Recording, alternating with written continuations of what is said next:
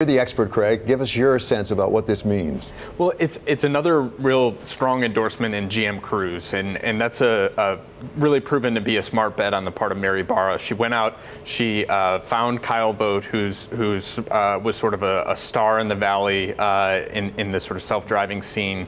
GM Cruise was purchased for a pretty small pittance in the grand scheme of things. Looking back at it, relative to today, exactly. Where this deal valuing them at $14.6 billion. This is on the heels of GM SoftBank coming in and investing in GM Cruise.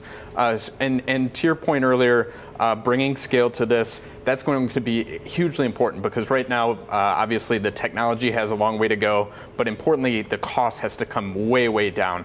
We're talking about some of these units that are put on these cars, these early test vehicles that are more than $100,000 cost. So we have to get to a point of scale, and we have to bring the cost down quite a bit. Let me just backtrack for a second. What is Cruise?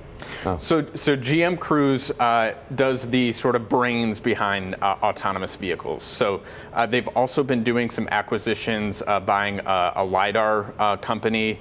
Those are basically the eyes of the autonomous vehicle. So they've really sort of... So literally, is it like the thing that's, what is it? What does that mean? Like on the road, like those eyes? Right. If you remember back to years ago, the Google vehicles that were driving around California that had this sort of Kentucky Fried Chicken looking thing on top, that was LiDAR. So LiDAR is able to send sort of pulses of light to around the vehicle to sense what is around it.